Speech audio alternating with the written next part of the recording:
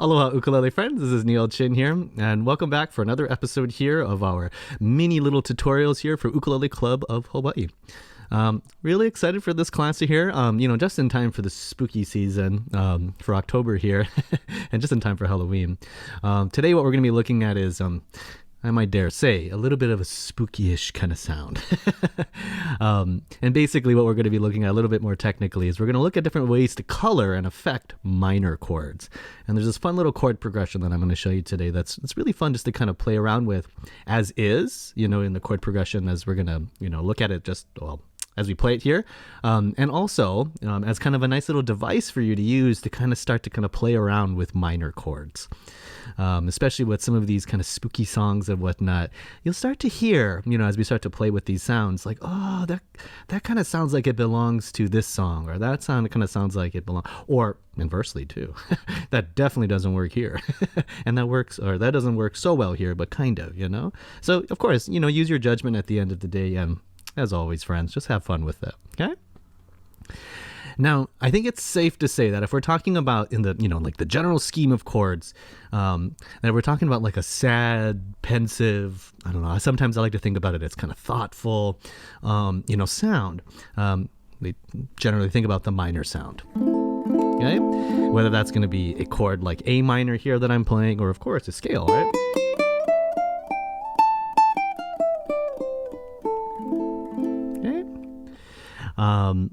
But one of the things that's kind of nice here, and how I like to kind of think about it is that, oftentimes when we play in a minor key, they tend to not to be as elegant as playing in a major key.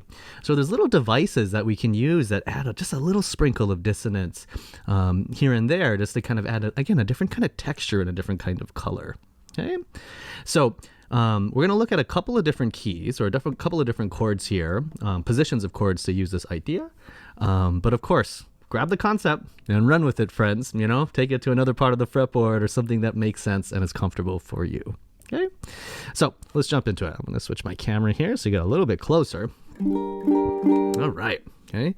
You know what? Actually, today we're going to start off with the E minor chord. So let's everybody go ahead and hold E minor. I call it the staircase chord, right? It's going to be 0, 4, 3, and then 2. Staircase just because they're, directly in a row like this. Great, lovely chord. Sometimes we play it like this too. Maybe covering up the G string, okay? But up to you, okay? Whatever makes sense and whatever fits your fingers. As you might see in a moment, it might be a little bit easier to do it like this, okay? So the idea here, okay, the concept that we're going through is what we refer to as the descending minor, okay? And it's this kind of fun little device, and what a great visual here for playing on an E minor chord. To just, again, adding an extra color and a little bit of a different texture, harmonic texture. So here, the general idea is this, okay? Or I should say, maybe play it for you first. It goes like this.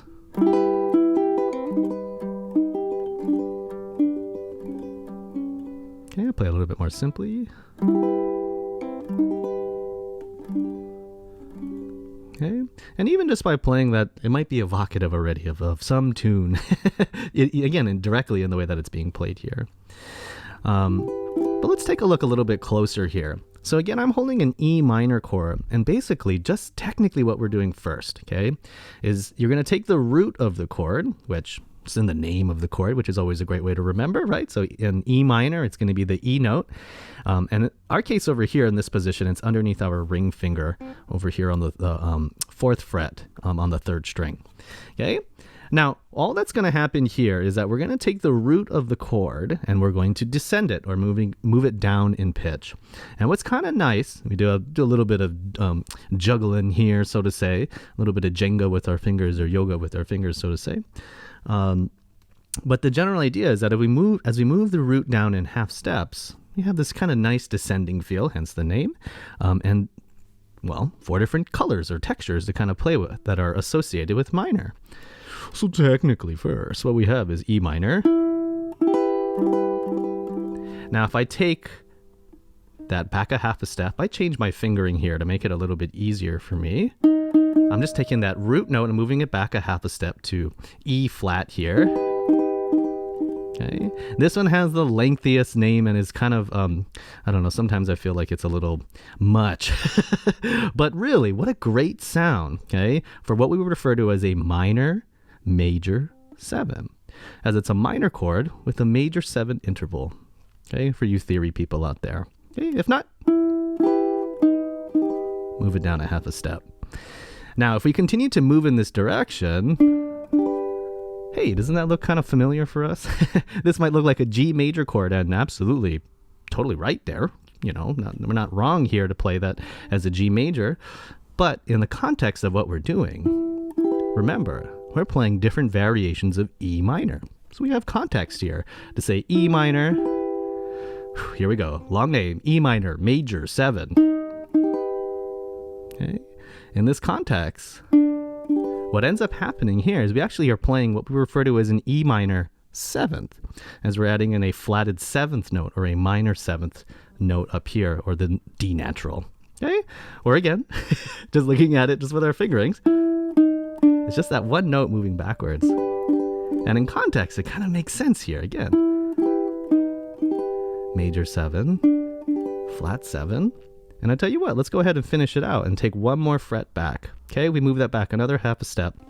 What we have over here is what we refer to as an E minor 6. Okay, and that makes sense, right? If this is our root or 8, this is 7, this is flat 7. Okay, gotta go down, 6. Okay, and what we create here is a great minor 6 chord. Okay, and again, what a great, this one I might be the champion of the spooky, but I'll let you decide that. Okay, so one more time, let's see if we can do this together. Just to help illustrate the movement, what we're going to do, a good way to practice it, I should say, is you pick the note. Okay, so in our case, we're going to pick the C string, and then we're just going to strum and hear the whole chord. So let's even bring in our low G here and go, well, I'm using a low G, or your high G. Okay, so like that. Okay, so let's descend. So we do the first position, we change our fingering. Ooh, right, spooky. Move it back again. The index finger goes back. Right. Whoop, whoop. Whoop. For you Stevie Wonder fans out there. Okay. And that's the heart of the idea. Okay. And kind of the fun part I like about this is, and that's the reason why I'm giving it all these names and kind of taking you through the idea where we just take the root and move it back in half steps. Okay. We can take this for any minor chord, right? And basically any position too. Okay. So of course, just, straight out the gate, we can take this and move it around. So you want to make an A minor. I'm just doing the same idea here as a movable chord. A. We go out to the 7th fret. Same idea. Okay, do G minor, or etc., right? The fingering stays the same. But just to illustrate the idea, let's also look at it on another chord. Okay, let's do 2 more actually real quick. So let's take a look at G minor. G minor is pretty elegant here too. Okay, now in the case for our G minor, okay, let's see if we can do this together. So we find the root, which in our case would be the note G, as it's in the name for G minor. And in our case, hey, friends, we kind of have options. Well, kind of. Because what we have here, right, is of course we have our open G. That's great. That'll work. Okay. But we also have our ring finger here. I'm using my ring finger at least on the 2nd string and on the 3rd fret. And both of those notes are G. So you have options to choose which one you want to move. Now, as you can see here, we're a little restricted using our open G because unless we detune the ukulele, right, we can't really move this pitch down. So let's use our other one. Okay, we're going to use the one that's over on the 2nd string. Okay, so same idea, right? I pick the string and I strum. Now I'm going to take that, move it back a half a step. Ooh, that's another nice one, right? Okay, now here I'm changing my fingering. I'm going to play this F natural note on the 1st fret, changing it to make it a little bit easier. And then, of course, as that F moves down, you always got to remember the open strings is like a fret, right? So we can move this F natural down to open E and grab that excellent, excellent G minor 6. So all together, you have here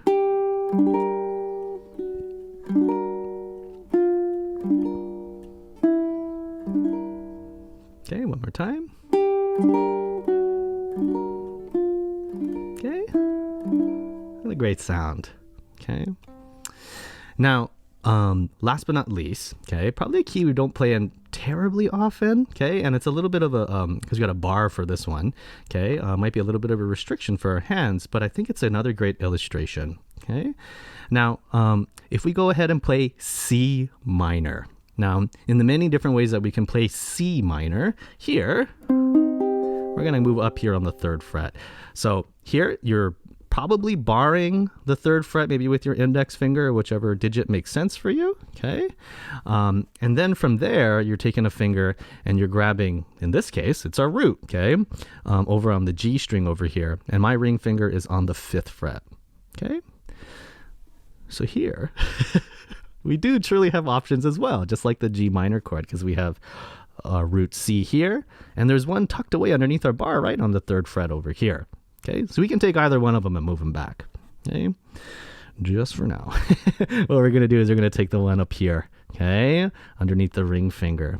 Okay, so we have, and then here I'm going to move it back to a C minor major 7. Oof, what a long name. Oh, what a spicy, great chord. Okay, we take it back. B flat note makes it a C minor 7. Okay, and you got to love this one too, the A natural note here. And sometimes doing, all 4 fingers, or if you're doing bars or whatever the case, whatever makes sense for your hand. Okay, C minor 6. Okay, so you have this, especially I might point out with the low G, because it's moving in the bass here, it has a really powerful effect on the chord. Right? Because the bass always has such a huge effect on whatever we do, okay? And, just for the sake of it too, just to hear it, let's see if we can move down the one on the C just for fun, okay? Oof, I got to do some crazy fingering here. I'm going to maneuver around.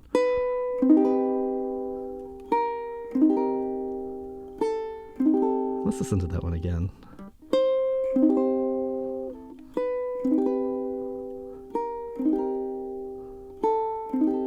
Right? So you can see here, right, even between these two different renditions of this descending minor have a different kind of color and effect from it being either in the bass or on the top string. And the reason why I just want to point that out is I'm not asking you to do kind of crazy fingering like this, though I'm sure that with a little bit of practice you could get it. But to really illustrate, kind of the perspective to how to explore the idea. Because then again, right, go ahead and choose another voice, or maybe you play in a different key or whatnot, it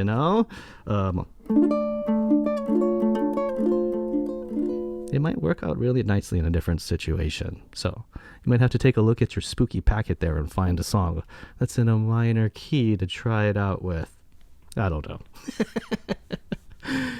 All right, friends. Well, I hope you had fun, just walking through the descending minor over here as a way, again, just as a recap, to explore these different colors on a minor chord.